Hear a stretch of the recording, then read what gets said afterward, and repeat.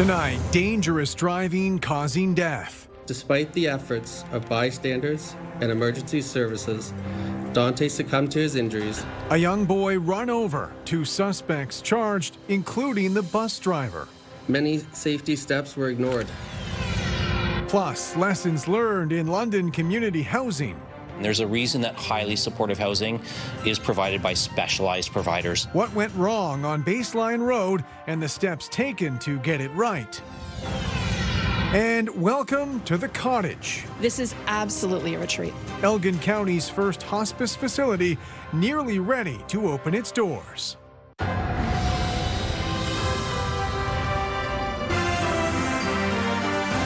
CTV News with Carlyle Fiset. Good evening. Thanks for joining us. We begin tonight with developing news in Wheatley, where an evacuation order was issued this afternoon. Residents reported smelling gas, calling in emergency responders. Local authorities say a temporary shelter has been set up at the arena.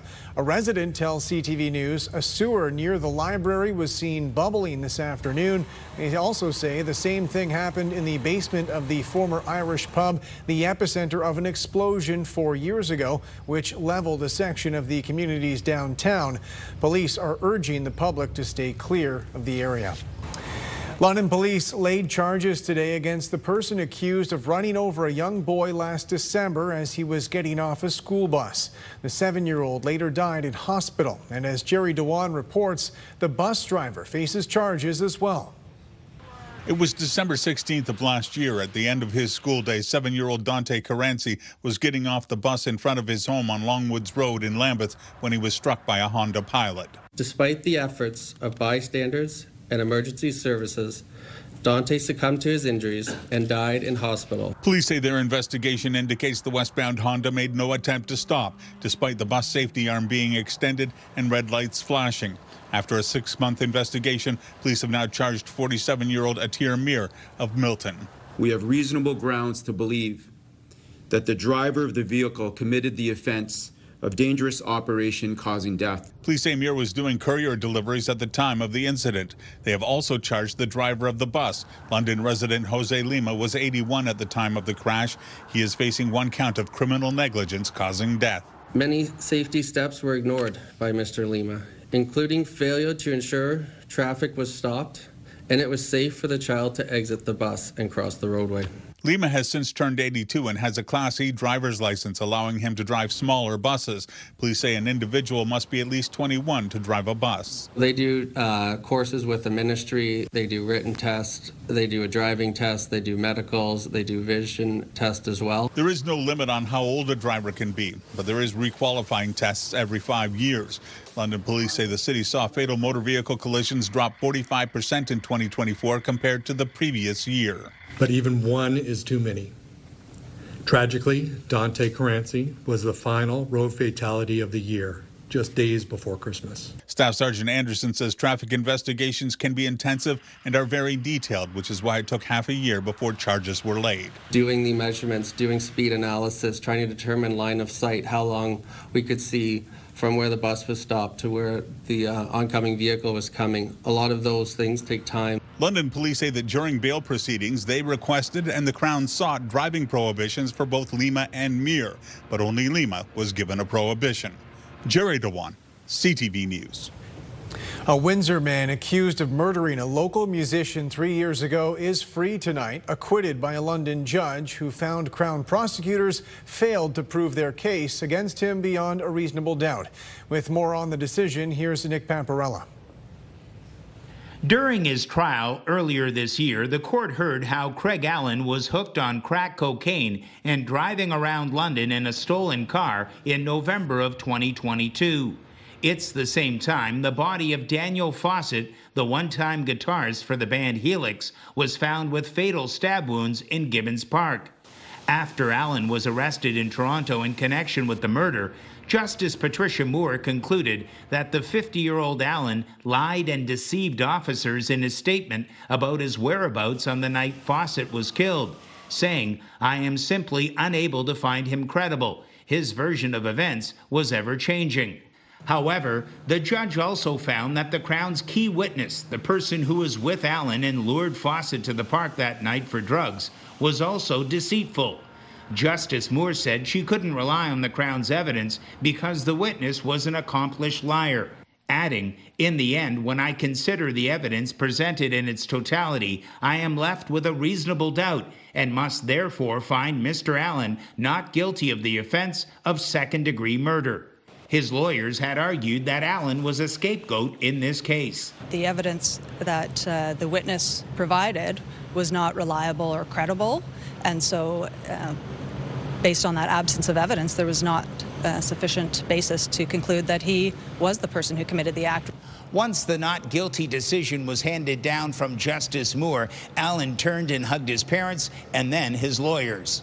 Allen had been in custody since his arrest almost 3 years ago.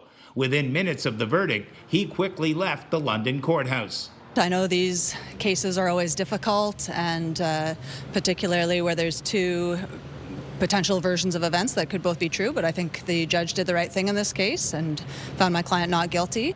Nick Paparella, CTV News. In another courtroom, a London woman who strangled her mother to death heard victim impact statements from people close to her mother.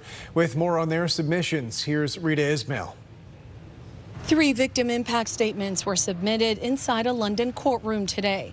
2 were read out loud, directly addressing Barbara Kabala, who was found guilty of manslaughter this past January. She was convicted in the strangulation death of her mother. Elzbieta, a close friend and neighbor, described Elzbieta as a kind, considerate, friendly, funny, and helpful individual who embraced life. As she looked directly at Kabala, she said, "Every time you hear the click of the handcuffs around your wrist, know it's your mother saying, 'I win.' Every time you hear the click of the jail cell, know that it's your mother saying, 'I win.'" The woman said 4 years later she remains traumatized by what she heard and witnessed the night Elzbieta died.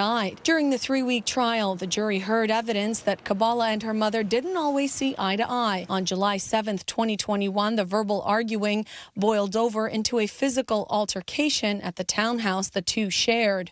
When London police arrived to the home following a 911 call from the accused, the mother was found unconscious on the floor. Elzbieta would later be pronounced dead, and an autopsy would reveal that she died from external neck compression or strangulation. She also suffered more than 55 injuries, which included cuts and bruises. Another neighbor said she lost a compassionate friend that night. Holding back tears, she read, "I am chilled to think that a daughter could take her own mother's life, the very mother who gave her life." Kabala remains free on bail. Sentencing submissions have been adjourned to October 17th, where she is expected to address the court. Rita Ismail, CTV News. Good evening. We started the day with a mix of sun and cloud, but scattered showers and thunderstorms developing again through the afternoon, prompting Environment Canada to issue a special weather statement. We had some heavy rainfall pockets coming in, so lots of moisture to work with. That special weather statement remains in effect for Lambton County, parts of Middlesex, including western Middlesex and western Elgin and Chatham-Kent. And a heat warning was issued this afternoon for Windsor, Essex. Right now, temperatures have dropped off with the recent scattered showers that have been moving through and the thunderstorms. The potential will exist for some more storms to push through, and we still have some storms popping up on the radar. Humidex, it's still feeling like 25 in London, 29 in Goderich and Sarnia, and feeling like 35 in Chatham-Kent, but cooling down in through Grey and Bruce County. You can see we have a couple little cells pushing through, one starting to make the move towards London. This one could hit the Arva area, and this little storm cell is expected to move into the Chatham area. So just coming through Canberra and heading into Wallaceburg. I'll take you through the extended forecast. We'll look ahead to your weekend weather, but we'll leave a few storms in the forecast over the next couple of hours. I'll have all your local forecast details coming up. Thank you, Julie. New insights at City Hall today over the decision leading to what's been called a dangerous mix of tenants in one of London's newest public housing buildings. With more on what went wrong and the lessons learned, here's Daryl Newcomb. Completely turning around the troubled public housing building at 122 Baseline Road will take time, but tenants are seeing recent improvements. There's been 2 problem units that have been moved out. In February, an auditor's report detailed the lessons learned since the 61-unit building opened in 2022. The audit determined that a problematic mix of tenants moved into a building never designed for high-needs individuals. Specifically, people facing homelessness, addiction, and mental health challenges were moved in alongside women and children fleeing domestic violence. Now, City Council's governance working group wants to ensure that there are policies in place to prevent a repeat in the future. My understanding is there were agencies using the housing first, the housing stability workers that were placing people in that building. City staff admit that there wasn't clarity when the building was first occupied about who exactly chose the tenants. Some of the challenges that we had were there was a struggle between the agreements and who actually was selecting the tenants. That lack of alignment between the city, London Middlesex Community Housing, and social service agencies resulted in the problematic tenant mix. The city makes a recommendation to the property manager, which is LMCH. The agencies were also advocating on behalf of the tenants that they wanted to serve. City staff assured the governance working group that LMCH was given control of its own tenant mix when moving into its newest building on Sylvan Street. All those in favor? But the working group still requested to see the current tenant placement policies for other public housing at its next meeting to determine if a citywide policy needs to be developed. Where governance really wants to look into these policies is how do we do it? And there's a reason that highly supportive housing is provided by specialized providers like Indwell because of their experience, their staffing. Lewis added that changing the tenant mix at 122 Baseline has been gradual because of the need to find appropriate supportive housing for those being moved out. Daryl Newcomb, CTV News. A London City Councillor says City Hall should revisit how the deputy mayor is chosen. We need to have a broader discussion about the role of the deputy mayor, and this is in all respect to all the people who have served as deputy mayor. I continue to joke with our current mayor about the other duties as assigned. Should have some clarification because they seem to change periodically. The governance working group is making minor revisions to the policy for choosing a deputy mayor. Members did not support the motion to review the policies of other cities. Currently, the mayor recommends a councillor for the position, and City Council has the power to approve or reject. The role of the deputy mayor is going to look very similar next term to what it looks like right now. I think that was the heart of the conversation today. This does not have to be a mayoral decision entirely. It can be a council decision, and the council might want to look at the role and selection of the deputy mayor in different ways. A grand opening in Elgin County for the community's long-awaited hospice facility. Sean Irvin has more on today's celebration, 3 weeks out from welcoming the facility's first patients. This new building in St. Thomas is designed to provide those in their final days peace and natural tranquility. This is absolutely a retreat. This is the cottage. The cottage will serve as a 10-bed hospice, the first of its kind in Elgin County. It was built at a cost of $18.5 million with community support. Until Thursday's grand opening, the fundraising campaign was nearly $5 million short. But a $3.5 million gift from the estate of the late Mary Ann Berry has changed that. A monumental gift, $3.5 million, is transformational and one of the largest gifts in this community. As a legacy to Mary Ann, the hospice has been renamed the Berry Family Hospice of Elgin. Her estate executor says the allocation reflects Mary Ann's pledge to support the community's greatest health care needs. The largest one that became apparent was the need for hospice and end-of-life care and respect, and the fact that we were the only community that didn't have this beautiful facility made it clear that it was a missing piece. The cottage includes not only hospice rooms, but vast gathering spaces both indoors and out. The date of the first admission has been tentatively set for July 22nd. Initially, 8 beds are funded with the support of 40 staff members and almost 200 volunteers. All will work to ensure those passing and their loved ones are given time to say goodbye. And just be together, knowing someone else is close by, ready to take care of those complex care and pain management needs. That peace of mind is crucial as end of life nears, according to this retired priest. I think about the individual who's dying, that there's a place to have a place of dignity, a chance to have those long conversations with family members. In St. Thomas, Sean Irvin, CTV News. Officials in Clinton say the community's outdoor pool will not reopen. It was closed in 2022 after falling into disrepair. Last summer, Central Huron Council voted to fill in the pool, but held off in response to public pressure. Officials had applied for a government grant to cover the $5 million needed, but they now say that grant was denied, so the pool will be filled in and returned to green space. We're a little more than a week out from the Clinton Raceway's new grandstand opening up. The multi-million-dollar project began last September and continued into the early days of the racing season, delaying the start by 2 weeks. Racing resumed earlier this month with limited use of the new grandstand. A full reopening is planned for next weekend. The Livery Theatre in Goderich may be in line for a renovation. Town officials and Goderich Little Theatre are funding a feasibility and business case study exploring renovations and expanding its uses into a community art hub. The livery was originally a harness shop built in the 1840s. It was slated for demolition in 1978 before community members stepped in. Results from the renovation study are expected this fall. A local high school student has landed a lucrative scholarship for his engineering potential. He's combined woodworking and robotics, creating an electric vehicle prototype all on his own.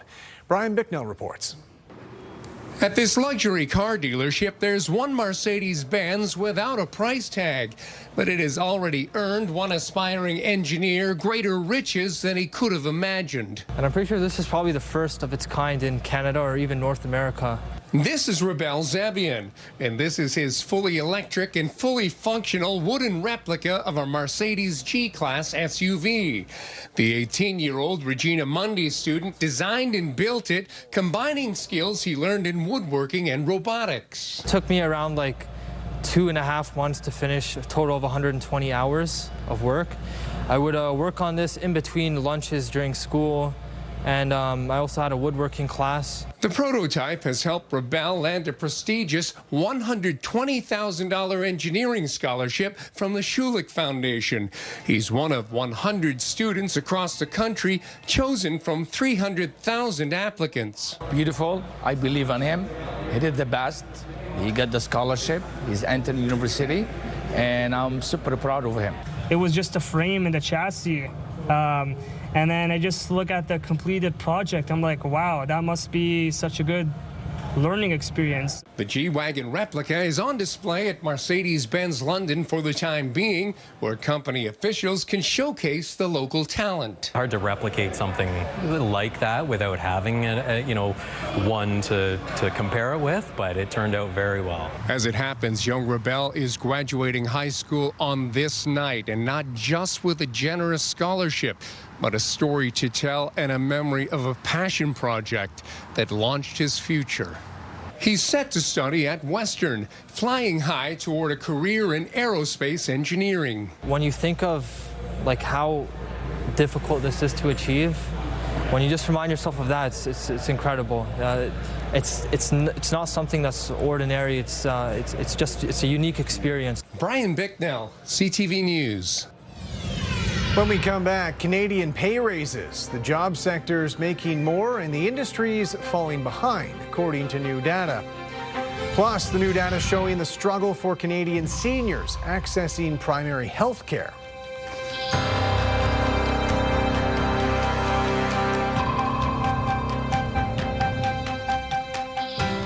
Download the CTV News app and stay on top of local stories as they unfold. We begin tonight with Ontario's latest. Customize your feed and watch live wherever you are. CTVLondon.ca, your home for news.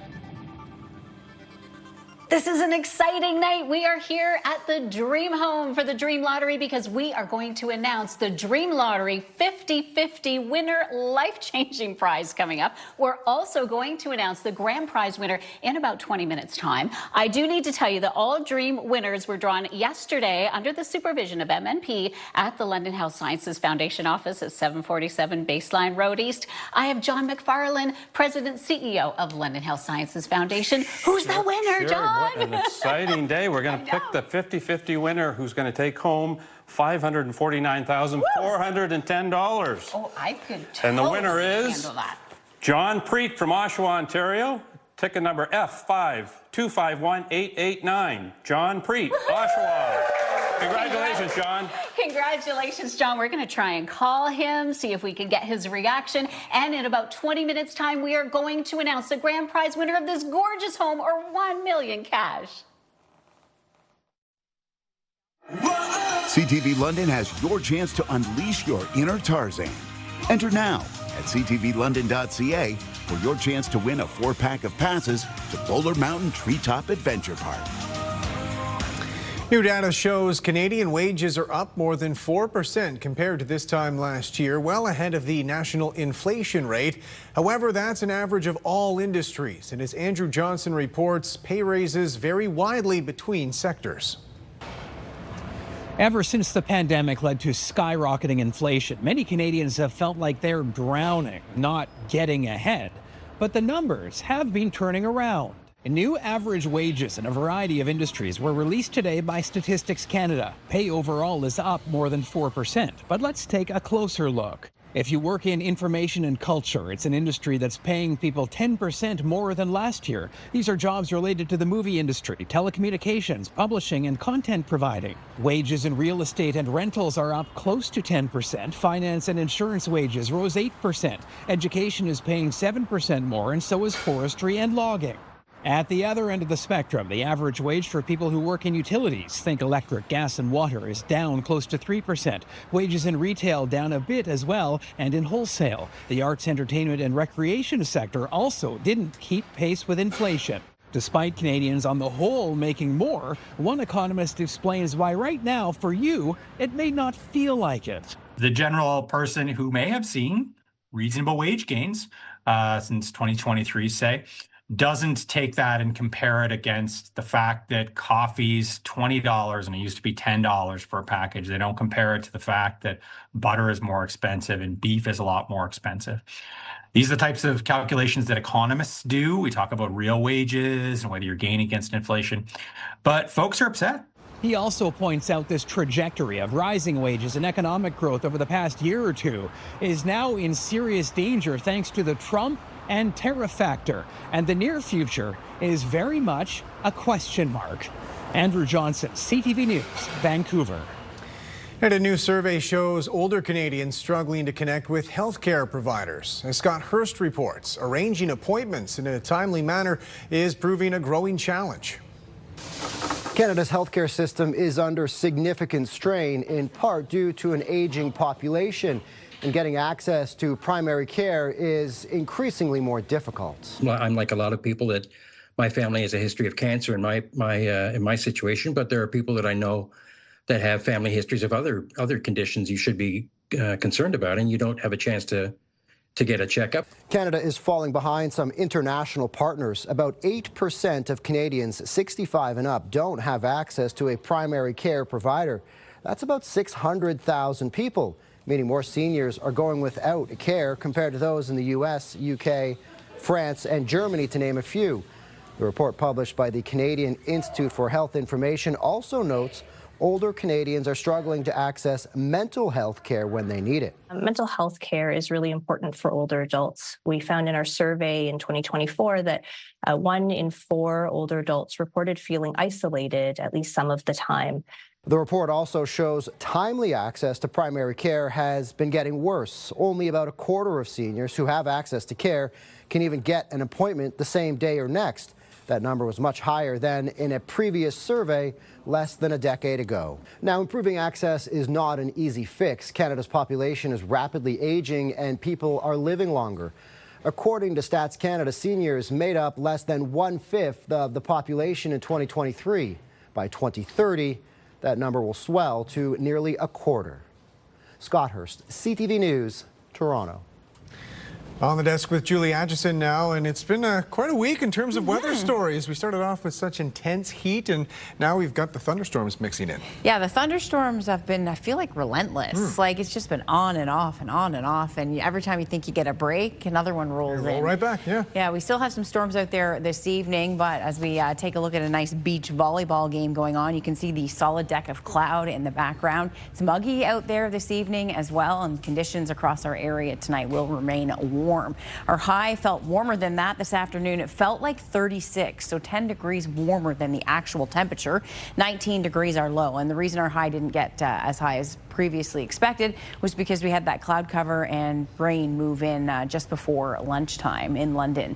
So not everyone's seeing the thunderstorms today. If you're sitting at home watching and thinking we didn't get any rain, well, that's likely. In terms of these storms that are pushing through, they are quite scattered in nature, and some areas even quite isolated. So we are seeing the stationary boundary to the south of the Great Lakes, and that's playing a bit of havoc with our forecast. We're seeing these areas of low pressure rippling along the frontal boundary. And what happens is anytime this front changes its trajectory, it kind of does this, and we see a little wave develop, and that brings a chance for thunderstorms and rainfall and lots of moisture to work with. There's lots of moisture in the lower levels, so these storms are packing a punch in terms of rainfall and dumping a lot of moisture rather in a short period of time.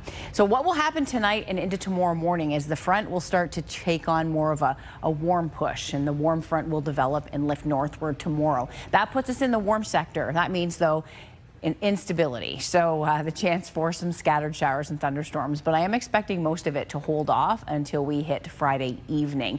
Now across the country we have some cooler conditions across Western Canada. 23 in Calgary on the hour, 21 rather in Regina, 19 in Thunder Bay, and Toronto now down to 17, and that's just because we've picked up some rain. Overnight, cool towards Wyerton, Mount Forest at 15 degrees, and in London overnight about 17.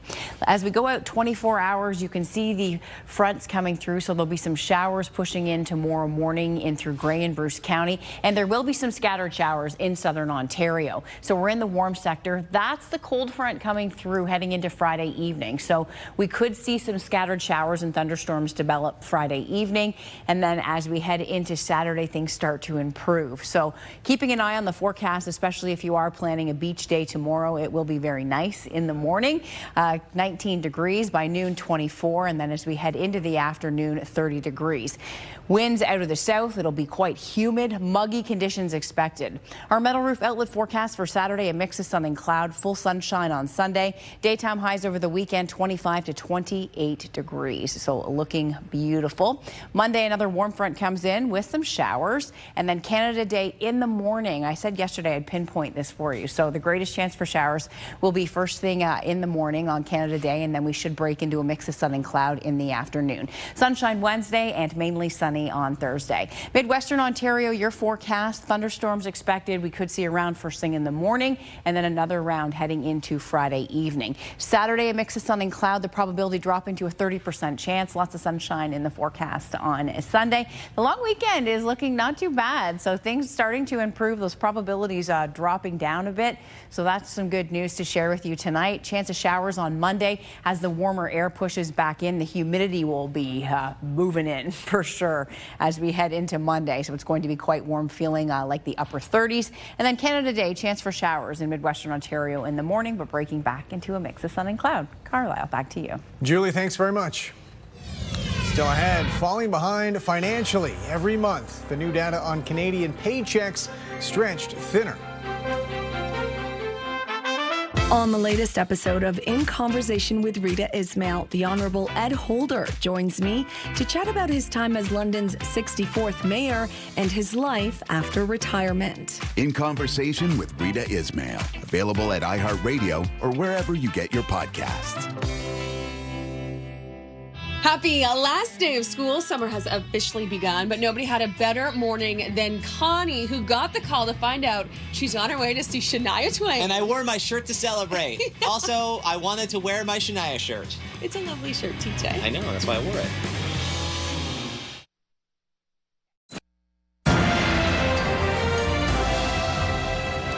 Officials with Enbridge say they're skeptical about a new pipeline to Canada's west coast. Alberta Premier Danielle Smith has expressed confidence about private sector pipeline operators coming up with a plan to ship crude oil from Alberta to BC. According to a statement today from Enbridge, the company will explore projects provided there's demand in Asian markets. However, officials also say there would need to be real provincial and federal legislative change around several issues like climate change policy, regulatory timelines, and Indigenous participation. New data on Canadian finances show more families are falling behind on bill payments each month, collectively taking on more debt, facing a tougher and tougher time paying it down. Emma Convey reports.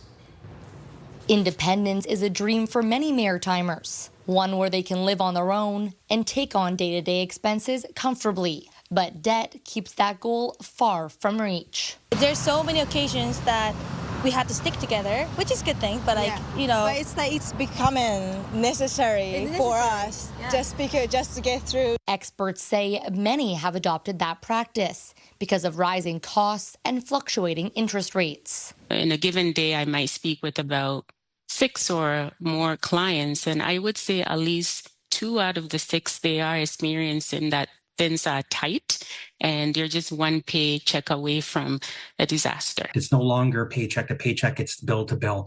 And when people are in financial difficulty, a lot of times it's a pick and choose which bill you are going to pay. Data shows that more Canadians are missing loan payments at a faster rate than taking on new debt. About 86% of people are being more cautious about taking on new debt because they feel that they don't have the ability to repay it. On top of that, debt is growing faster than income in Canada. Household debt now is at a rate of 173.9%. What that means is, on average, when Canadians earn $1 of disposable income, they now owe $1.74 in debt. As for the Onishis, they plan to stick together and hope costs come down. Emma Convey, CTV News, Halifax. Canada's main stock index saw gains today, helped by strength in base metal stocks. The TSX is up 186 points. In New York, the Dow added 404. The Nasdaq climbed 194. The Canadian dollar gained half a cent today. On commodity markets, gold is up almost $5 an ounce, and oil added 32 cents a barrel. Coming up, the University of Toronto opening its academic doors, offering space to foreign Harvard students who could lose their education caught in the middle of a White House dispute. Welcome back. The University of Toronto is welcoming international students from Harvard, left in academic limbo by President Donald Trump's feud with the Ivy League school. U of T officials say returning international grad students at Harvard will be welcome at the Munk School of Global Affairs and Public Policy if they are unable to be allowed into the U.S. because of visa restrictions. They also say this would not reduce the number of spaces available for current U of T students. Trump's dispute with Harvard goes back months after the school rejected a series of demands meant to address complaints the school had become too liberal. Canadian academics are raising concerns about processing delays for Palestinian student visas. They say there are dozens of students with full scholarships who can't study here until their applications are confirmed. Heather Wright has more on what's taking so long. Twisted metal and debris. This is what it looks like in Gaza City after an Israeli airstrike this morning. It's near where 19-year-old Tawfiq Abed lives in a small room with nearly a dozen other people. I'm displaced. My house is in dangerous area. Abed dreams of being an engineer and has been offered a full scholarship to the University of Alberta. Trouble is, he's applied for a student visa but has received no response from the Canadian government. I'm sorry to lose such an opportunity, especially that is Canada. That's my dream. That's what I'm looking for is coming through. Abed is not the only one. According to a group of Canadian professors, there are roughly 70 Palestinian students stuck waiting. They are urging the government to move more quickly to help these students come here to study. Germany's able to do it. France has been able to do it. They've provided safe passage for students. They've expedited visas. It is punitive, and there's no reason why we can't do the same in Canada. Part of the challenge for the students still in Gaza is providing biometrics, such as fingerprints and a photo. But others say they submitted their completed applications over a year ago and have heard nothing. We're not asking for them to skip the line. We're not asking for shortcuts. We're just asking for these students to be treated fairly so that they can come to Canada and study here in the great research programs that we have here. CTV News has reached out to the Ministry of Immigration, Refugees and Citizenship multiple times.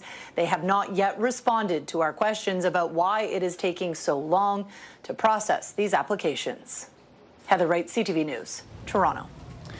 Toronto police are warning about an increase in cell phone thefts at festivals. According to police, thieves are taking phones from people's bags, pockets, and purses. They say the best way to keep devices safe is to keep them close to your body, but not in a back pocket, which is easier for thieves to snatch.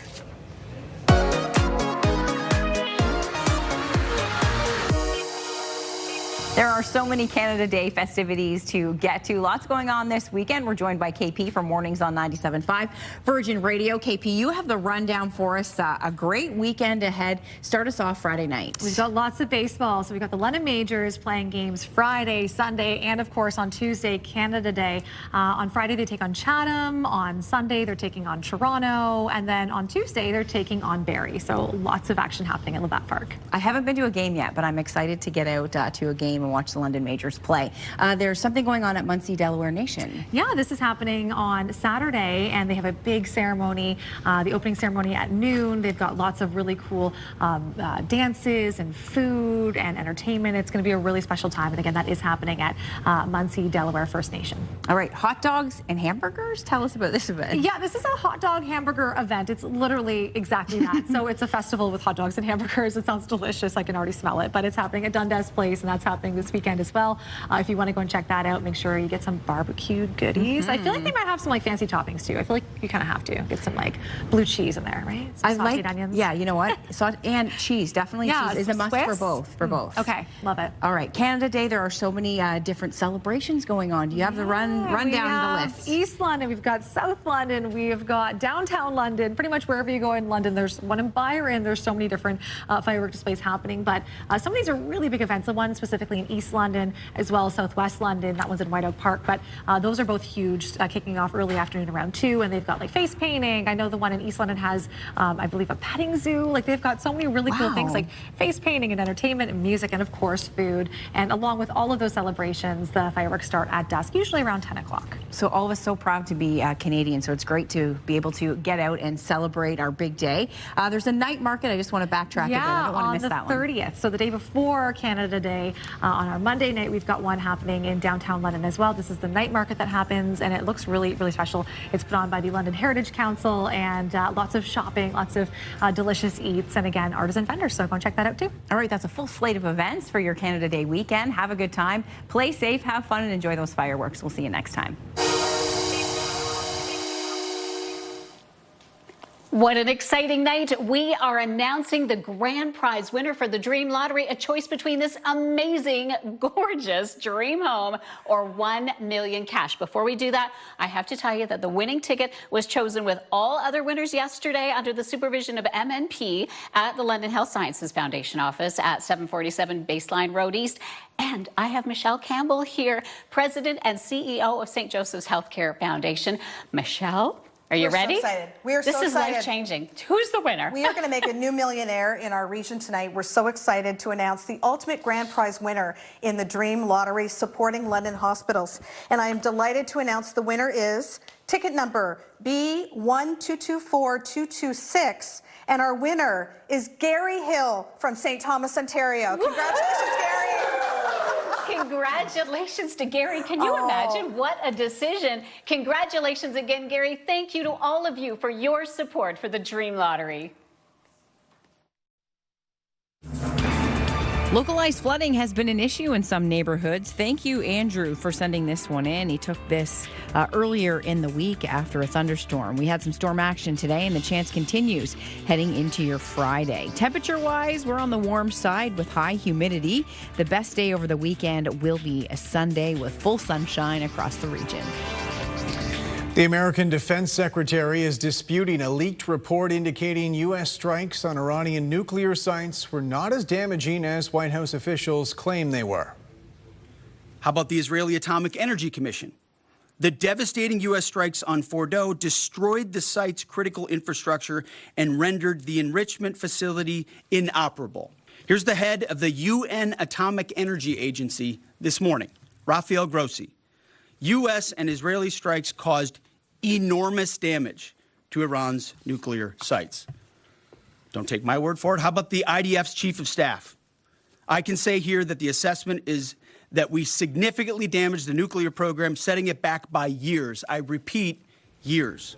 The defense secretary called the strikes historically successful attacks, claiming the leaked report was actually a preliminary assessment from the Defense Intelligence Agency. He also says the report acknowledges there was low confidence and gaps in information. The report said the strikes caused significant damage, but the sites were not totally destroyed, and Iran's nuclear program was likely only set back a few months. Canada's Foreign Affairs Minister says Iran and Israel need to return to the negotiating table. We also need to ensure that there is respect for civilian lives at every turn. And in that respect, we'll continue to ensure that we have services available for Canadians throughout the region as they seek to leave the region or as they seek to have some support from the Government of Canada. According to Global Affairs Canada, 7 Canadians were helped out of Israel and the West Bank traveling to Jordan by bus yesterday. Earlier this week, a chartered flight from Jordan left for Greece with just 95 of the 265 seats filled by Canadians. Agency officials say they are aware of about 800 Canadians leaving Israel, Iran, and the West Bank. Closing arguments got underway today at the sex trafficking trial for Sean Diddy Combs. The rap mogul has pleaded not guilty to racketeering, conspiracy, and 2 counts each of sex trafficking and transportation to engage in prostitution. Prosecutors argue Combs forced his former girlfriends to take part in sexual performances. His defense says Diddy believed the sex acts were consensual. If convicted on all charges, Combs would face a minimum of 15 years in prison. A Southwestern Ontario athlete heard his name called last night in the first round of the NBA draft. With more on Kitchener's Will Riley and his path to the pros, here's Karis Mapp. With the 21st pick in the 2025 NBA draft, the Utah Jazz select Will Riley from Kitchener, Canada. A dream come true for a local boy from Waterloo Region. Surrounded by friends and family, 19-year-old Will Riley became the first of 2 Canadians drafted into the NBA Wednesday night. The whole experience at the table, it was a little nerve-wracking, but Will was handled himself well and kind of kept the whole table calm. Drafted by Utah, now repping Washington's blue and red following a quick trade to the Wizards. Utah wanted to take Washington's pick at the 18th overall because they were going after a player named Walter Payton Jr. So Utah was willing to give up additional draft assets in order to trade up. Washington happily accepted. Starting at Preston High School in Cambridge and Kitchener's Grand River Collegiate, the 6'8" forward traveled to the U.S. for his final 2 years of high school, playing at the Phelps School in Pennsylvania. We went up to New York and obviously celebrated with Will and his family and his friends. I don't know if I was nervous. I think it was just nervous excitement because it's you know it's going to happen, right? You just don't know when it's going to happen, which I think is the excitement of the draft. The excitement short-lived, with the real work only just beginning. We're currently in a Sprinter van. We just landed in Washington. We just met the head coach. We're about to go meet the rest of the organization. Give a little wave to CTV Kitchener. A superstar talent long in the making. Playing in the NCAA for the 2025 season with the University of Illinois, Riley averaged 12.6 points over 35 games. He had a goal and he had a dream, and he was able to realize that last night, which a lot of kids can't do. He's getting 1,500 to 2,000 shots a day. The kid's relentless when it comes to this sport. One of many athletes putting Canada on the map. This year's MVP, Shai Gilgeous-Alexander, helping bring Oklahoma City their first championship title. Denver Nuggets Jamal Murray, also an NBA champion from Kitchener. It's obviously grown in popularity. And then with that, the proximity to the U.S. makes it a lot easier for a lot of these players and athletes who show a lot of potential here in Canada. But for now, Riley ready to make an impact with his hometown team cheering him on. He actually had a group of his grade school friends from Breslau Public come out to New York, so that was really nice to see. Karis Mapp, CTV News, Kitchener. London's top stories. We have breaking news tonight out of Ottawa. The latest in the breaking news alerts. I'm tracking an area of severe weather. It'll start. And watch live. A development now to a story from City Hall we brought you. Download the CTV News app. Welcome back. A Christmas tree farm in Chatham, Kent is in summer bloom for an annual fundraiser. This is the 5th consecutive summer the Puddleford Tree Farm has transformed into a sunflower patch. The owners are raising money for Alzheimer's research, opening their fields to the public. Starting July 2nd, visitors can cut their own flowers off to take home for a donation. And the owners say they've raised more than $10,000 since 2020. And finally tonight, 2 brothers about to hang up their aprons at Toronto's St. Lawrence Market. They've been serving their famous pea meal bacon sandwiches for nearly 50 years. Beth McDonnell has more on the decision to move on. They're 2 brothers, and they've been behind the counter at Carlyle Bakery inside Toronto's historic St. Lawrence Market for decades. Serving those classic pea meal bacon sandwiches and connecting with countless customers. Did you pick up the group all the way from Quebec somewhere? Or no, I just did a city tour. But at the end of this week, Robert and Maurice Biancolin's full-time jobs running the restaurant will turn part-time. They're passing the torch on to new owners, and come the end of July, the pair are retiring. There's a time and a place for everything to happen, and it was the right time to say goodbye. We're going to try to make the best of it and help everybody carry on with the tradition and legacy. The brothers say the new family taking over the business plan to do things pretty much the same way. Keep the same staff and, of course, keep the same iconic pea meal bacon sandwich. Tastes great. In 2016, the city named the pea meal bacon sandwich Toronto's signature dish. A dish celebrities from Catherine Zeta-Jones to Anthony Bourdain and Barbara Streisand all tasted from Carousel Bakery. Streisand even talked about the sandwich at this concert in 2012. We have hot dogs and sausages. You have hot dogs and sausages. However, we do not have what you call this pea meal bacon sandwiches that I've heard so much about. In the 1960s, the brothers' father, a butcher by trade, acquired Carousel Bakery. Robert later joined the business, then Maurice. Many stories and memories live in this space. Here are staff in an old CTV promo. There is a lot to miss. We've worked together 40 years. Nobody's been stabbed yet. I think it's good for them, but I am going to miss them.